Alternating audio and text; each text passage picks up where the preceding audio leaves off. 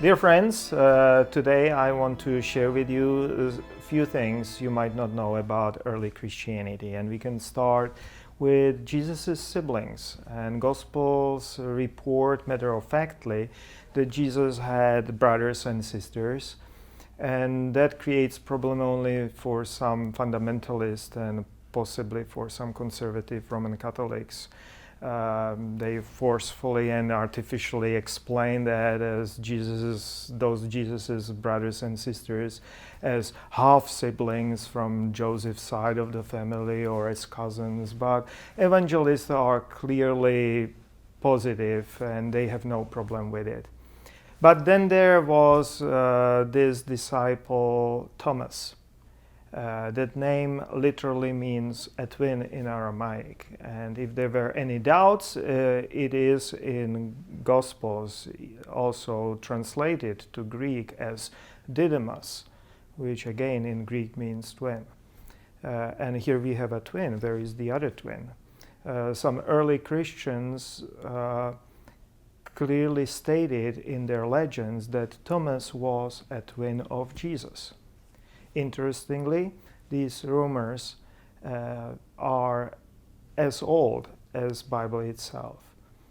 The first recorded legends of this kind date back to the end of the 2nd century and the beginning of the 3rd century, but they were clearly much older. And so at least some early Christians thought that Thomas was Jesus' twin brother. And in early Christian legends, Thomas is said to be a missionary to India, but his reach was much broader. It was all around the Arabian Sea. One surprising place for well-documented legends about Thomas' mission was an island of Socotra. Socotra Island these days belongs to Yemen, but it is just east of the shores of Horn of Africa, east of Somalia. And it is a very interesting place of its own accord, full of endemic plants such as dragon blood trees and bottle trees, desert roses, and in ancient times was a source of all different fragrant raisins and frankincense.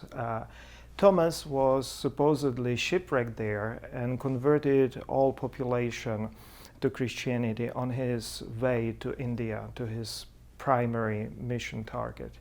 And finally, with St. Thomas in early church, we have whole bunch of writings, religious writings, full literature associated with his name. So we know about Gospel of Thomas, Infancy Gospel of Thomas, Acts of Thomas, Book of Thomas Athlete or Contender, Revelation of Thomas, and even Psalms of Thomas.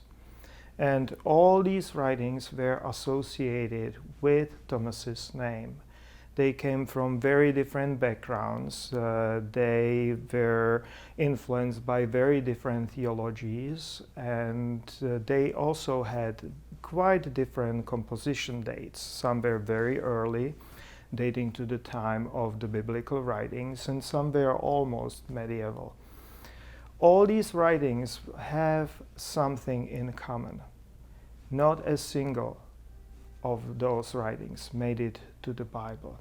Some were suppressed and discovered only recently in the middle of 20th century. And there is a question, was the story of unbelieving Thomas an attempt by early Orthodox Christians to brand and label these heterodox, unorthodox groups which generated these writings? Or did unorthodox Christians pick this forefather of unbelieving Thomas in protest as their patron? We might never know. Probably it worked both ways. But this whole unorthodox and a largely suppressed Thomasian library literature is something you might not know. about the broadness of early Christianity.